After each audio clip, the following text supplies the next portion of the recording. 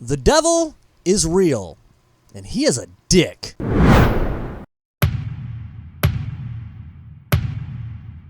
Please allow me to introduce myself. I am Fennell Edmonds. I'm watching this, and I feel like I think I've heard or seen something about this before, but I don't think I have. I think that I get so wrapped up in like watching the trailers and reading about it, then watching it, that it's just so pumped in my head that I'm thinking, I feel like I've seen this before. This does have a bit of a straight-to-DVD feel to it. Yes. This movie had a budget of $2.5 million, yes. And considering the names and everything, I don't think that was that bad. I also was going to say, it doesn't seem that high. No, I didn't think so. The problem is, Russell, is, yes, it only made $8,785. Whoa, what the fuck? Mike's face. Because I don't really think it had like a true theatrical release, right? I don't think it really went into the theaters. They may have had like a test run and maybe selective theaters just to kind of feel it out, but you know, Like one? oh. What do you got to say? Yeah, You had one job to not do that. Your hole? Your whole? That's what I heard. That's where the theater was. Your whole was to not do that. No. Yeah, no, I think they were testing it, and for the most part, it was an independent film that like ran in like the festival circuit or whatever. It was in like Cannes and all that crap. Was it in New Orleans or Louisiana? Where was this? New Orleans? Yeah. Louis- New Orleans. New Orleans? New Orleans. Is New Orleans in Louisiana? Yeah, isn't it? You think I know? I'm pretty sure. We're all from the U.S., so we don't have to be ashamed of our geography knowledge. This is typical. It is. Every time we talk about geographical locations, I'm the worst, though. You guys usually kind of know something. Damn it. I pretend to know something. Yeah. I try to pretend and then play it off, and then you guys usually laugh at me because I have no idea what I'm talking about. Yes. I'm trying to think. I'm sorry. I'm all over the place. Okay. It was an independent film that went through the independent, like, kind of festival circuits, and I'm a little shocked.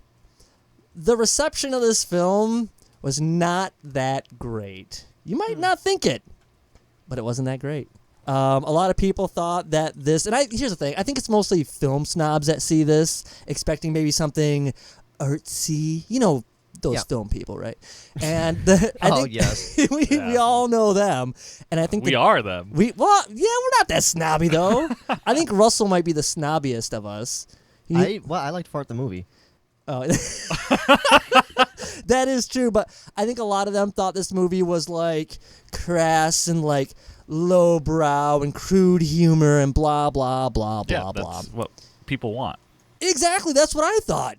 This is what this movie was given us, Yep. and it delivered. Mm-hmm. Okay, Mm-hmm.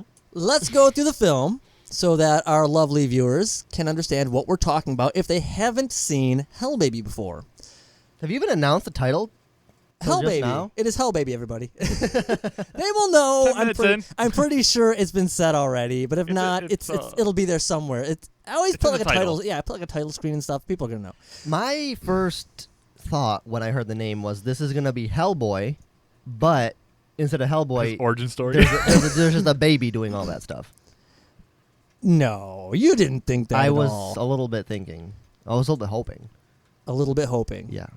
But what I got was not that. No, It's I knew right what we were getting into from the get-go. Even the cover of the movie. It's like a lady is pregnant with a demon child. That is Hellboy, the baby. Didn't they just like discover a demon baby in Hellboy? Damn it. Yeah, I think so. You know, I actually don't really know what happens in that movie. So, I like, just wait, know, yeah. you have no idea what happens in that movie, but you expected more of that movie. Yeah. Ah. Seems like you were set up for disappointment there. I mean, for all I know, it could be exactly the same.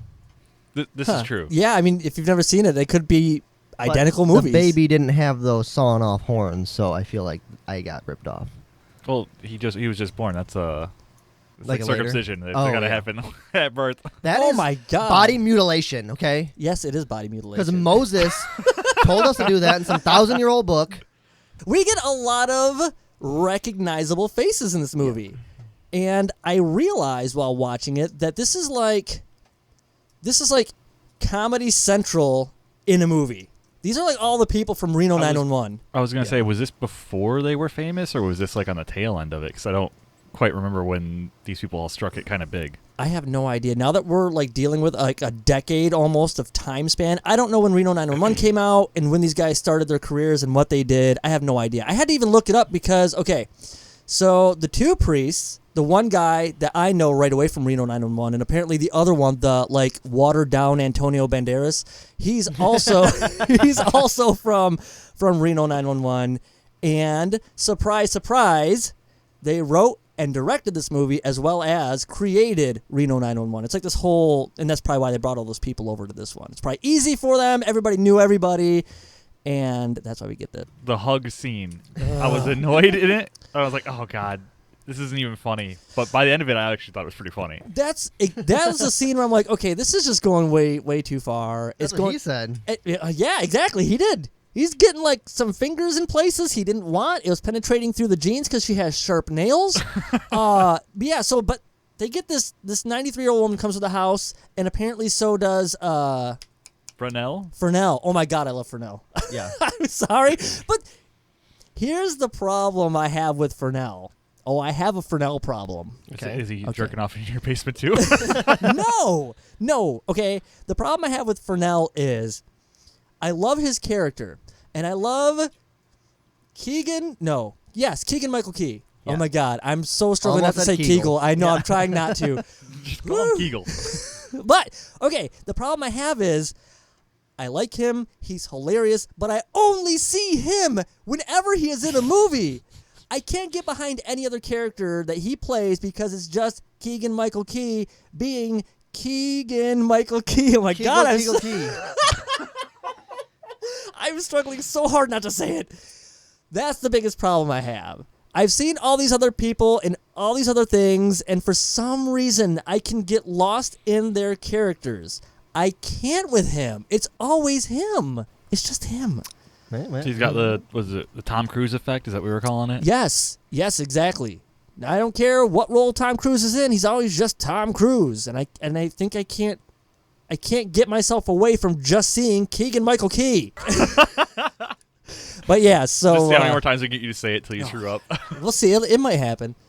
But yeah, so he comes with the house also. He lives in the crawl space, and you know what? That is not a crawl space. When they said crawl space and this guy is walking under this house, I'm like, my crawl space would be like, hold my beer. Because my crawl space, you legitly have to crawl. There's like no room at all. Yeah, this is just a basement. It is a basement. Yes, I wish my crawl space looked like that. I don't even care if Fernell came with it. I'm all right with that. I like how normal the main guy is. Yep. I appreciate that. With every situation, he is just like, this is not okay. This is not normal. He even calls out certain spots with the movie where it's like, this is like what you see in a horror movie when you're not supposed to do this thing. Yeah. And I appreciate that. What was it? It was kind of near the beginning of the movie where something happens and he just goes, the fuck? And it was hilarious. I feel like he does it with every... Oh, was it the boxes? When the stack of boxes, maybe? Yeah. When he turns around and they're all stacked up, he's like, the fuck?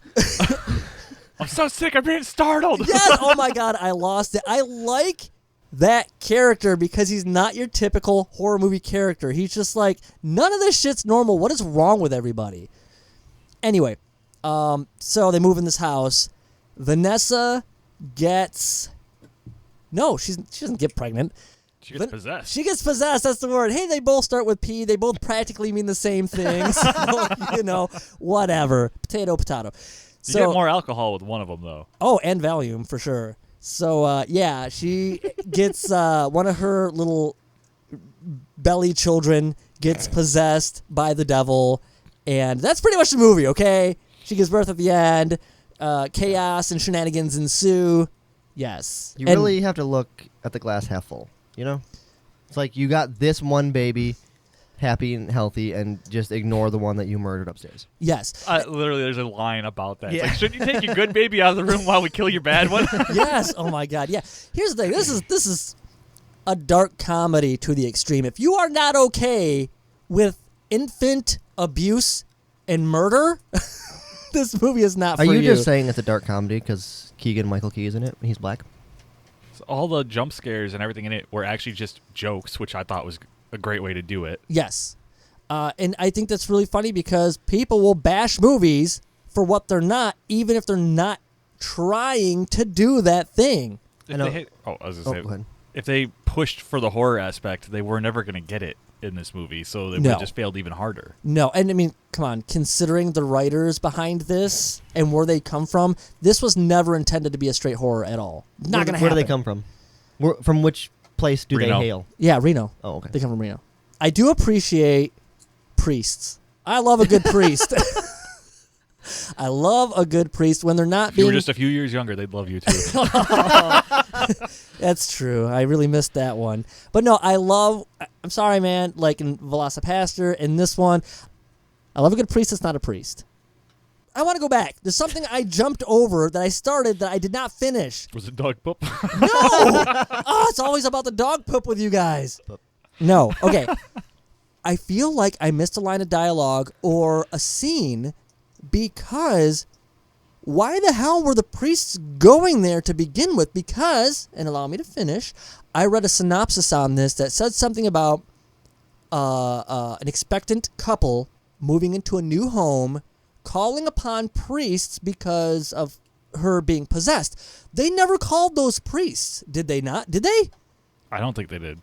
I didn't think so either. Well, I don't know. I don't remember, but maybe the Heavenly Father was giving him a message. I don't know. That never seemed clear to me. The priests only sent there because of the psychiatrist's murder? Oh, yeah, I think that was it. Oh. Yep.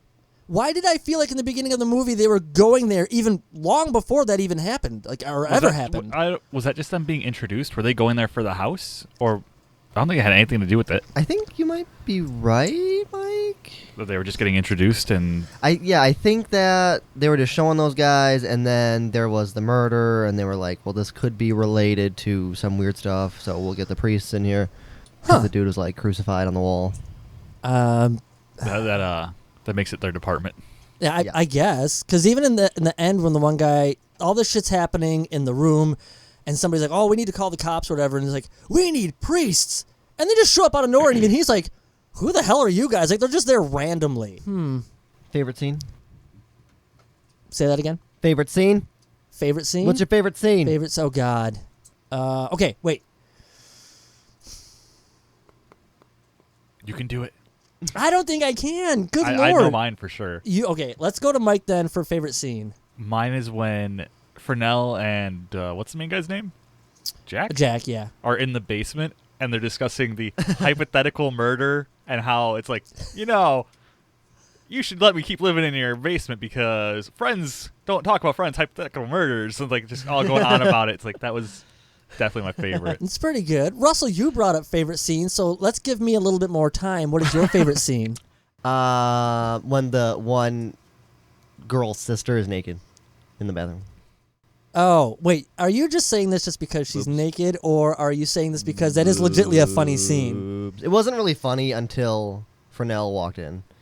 And she's like, oh, hey! And then you hug and then you hop in the shower. I thought it was pretty good. I mean, even up to that point, because there's like this whole... The main guy plays it so damn serious. He's just like, this is like, what did he say? Wildly inappropriate. Inappropriate, yes. Wildly inappropriate. And she's just like, will you catch my back? And it's just everything about this is like nonchalant. You but have it's an like, erection.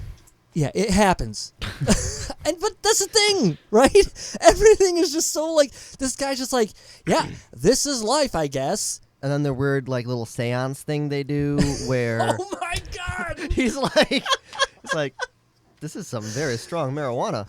Oh my God! She says, we grow that on the farm. Good for you, baby.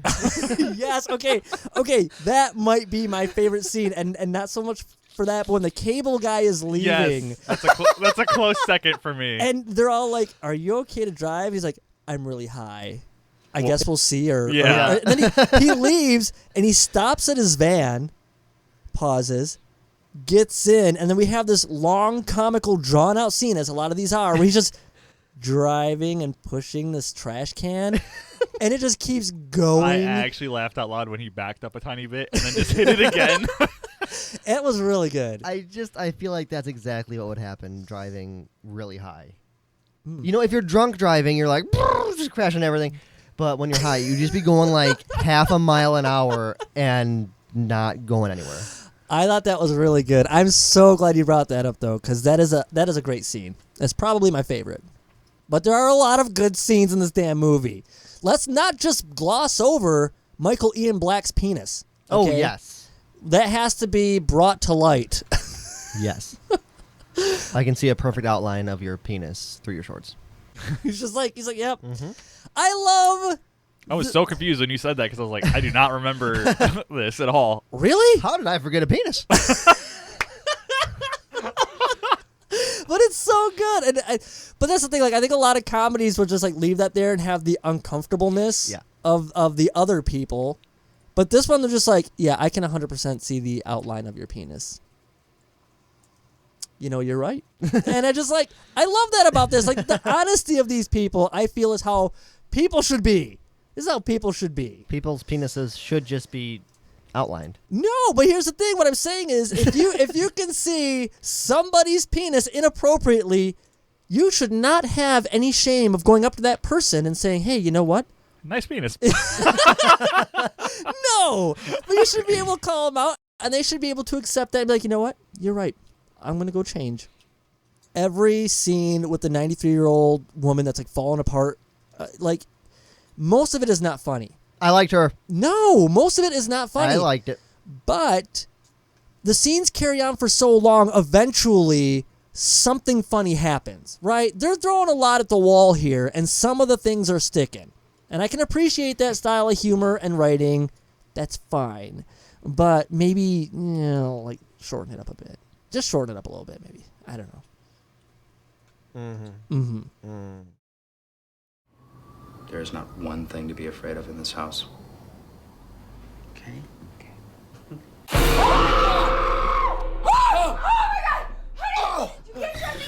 Goodness gracious, y'all gave me a fright. Let's rate this. Russell, I'm going to start with you. What are you going to give Hell Baby from 2013? That's my rating. 2013. Whoa, interesting. 2013% trash. Oh my God. Come on, how trashy? I am going to give this movie a 0% trash. Wow. I did not think this was trash at all. This was a fine movie. Not trash at all, but not a gem. Mike, what are you going to give Hell Baby from 2013? So this is kind of a tough one to rate for me. Okay. Because we've been watching so many absolutely terrible movies that this felt like a gem, but I know it's not. So I'm going to give it like 15%. Oh, interesting. It's got a little bit of garbage in there. There's some stuff that could use to go without. That's interesting that you say that because I am right with you. I think this is 15% trash. I'm sorry. 5% trashiness for that old woman. Ugh. I'm sorry. I can't get over that. It's too much old lady. She was beautiful in her own way. I'm not body shaming. I'm just saying that she doesn't deserve to be in this movie. And then I'm giving a full 10% trash because even though I can't necessarily pinpoint any scenes I dislike per se, this movie runs a little long for me. You know, I can't remember the runtime, but I'm watching this and I think it was an hour and a half. That's kind of what I was thinking. But there's like certain points of this movie where I'm like, this is all the farther we are? So I feel like maybe it's got some pacing issues because it kind of took a little while. It took a little while. I didn't feel that way. I just didn't. That brings us to the end of this week's episode. If you liked it, subscribe and thumbs up for more. And we're about to spin the wheel to see what we're going to be recording for next week's episode. So join us then.